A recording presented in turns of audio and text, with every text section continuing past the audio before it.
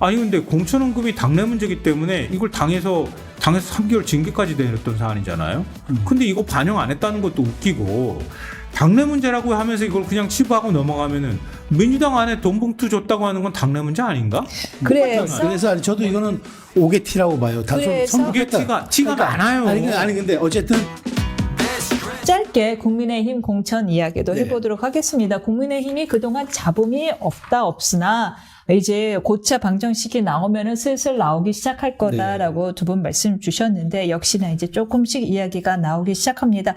첫 번째, 그때도 김연아 전 의원은 공천 주려고 저러는 거 아니냐 했는데 역시나 단수 공천을 받았고 근데 이에 대해서 제동이 들어왔습니다. 다시 검토하겠다고 이렇게 네. 얘기를 하고 있어요. 근데 좀 이해를 할 수 없는 게 네.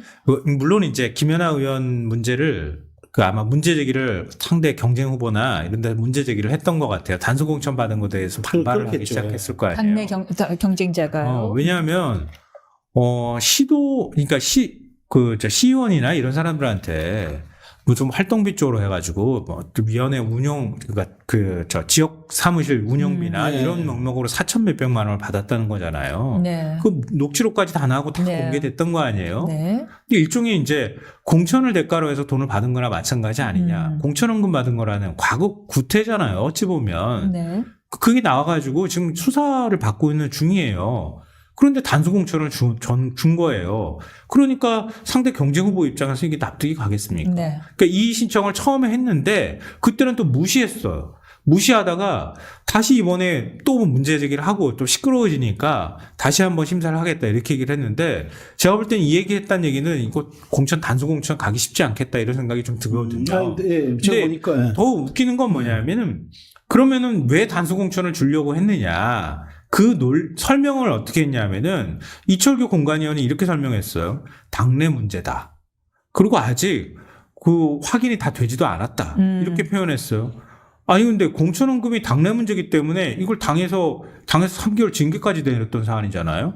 근데 이거 반영 안 했다는 것도 웃기고 당내 문제라고 하면서 이걸 그냥 치부하고 넘어가면은 민주당 안에 돈 봉투 줬다고 하는 건 당내 문제 아닌가? 그래서 아니, 저도 이거는 오개티라고 봐요. 티가 많아요. 아니 근데 어쨌든 이제까지 큰 잡음이 없었는데 이 문제가 나온 거는 제가 보기에 한동훈 위원장도 여기에 대해서 한마디를 했네요. 제 논의 하라. 그러니까 이거 분명한 거는 이게 이런 우리가 단수 추천할 경우에는 우리 스스로 분명해야 되고 논리가 있어야 하는데 이건 조금 부족한 듯하다는 식의 이제 얘기를 했네요. 그러니까 저는 이제 모르겠어요. 이제 사실 그동안 좀 쉬운 지역구를 했는데 김연아 그 의원 같은 경우 너무 빨리 저도 단수를 받아가지고 이게 분명 그때 뭐 논란이 좀 있었을 텐데 이게 그냥 어떻게 소명이 된 모양이다 이렇게 생각했는데 결국 이렇게 철회하고 다시 경선을 가든 아니면 판단해 보면 아니면 컷오프가 될 수도 있겠죠. 뭐 여러 가지 이제 남은 상황 봐야 되는데 제 논의가 되면은 그러면 이제 그 다음에는 아마 공천을 못 받을 가능성이 크다고 저는 그렇죠. 이제 왜냐하면 이게 쉽진 않아졌다는 얘기죠. 좀 더 재밌는 이야기로 가볼까요? 명령대전 벌써 돌려봤는데 이거 한번 돌릴 때마다 얼마 나와요? 비용 예, 얘기하죠. 한 2, 3천만 원 나올 거예요. 한 2천만 원 정도. 이게 샘플 수에 따라서. 샘플 많이 ARS로 하느냐 전화 면접을 그렇지. ARS는 좀 싸고요. ARS는 뭐 지금 전화 면접 같은 경우 1,000명 이상 돌리면 몇 천만 원 나와요. 와. 전화 면접도 그 정도까지 뭐 우리가 이제 금액 가지고 얘기할 건 아니니까. 그래요? 저는 항상 이게 궁금해요. 네. 그래서 아마 이거 자체 조성화 같은데 돌려봤는데 이재명이 44%, 원희룡이 34% 나왔다라고 합니다. 그리고 오신환 전 의원 같은 경우가 이제 저기로 결정이 됐고요. 국민정의원과의 광진을 승부가 예고가 됐고요. 그런데 10% 차이, 지금 원희룡 장관님의 옆에 누가 지원 사격 나가기로 했냐면 저희가 나갔죠? 이천수. 네.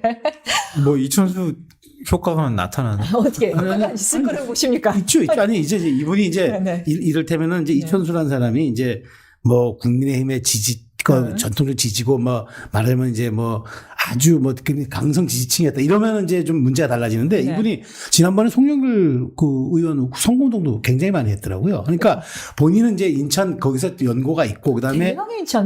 고향이고 그다음에 본인이 이제 인천 유나이티드의 네.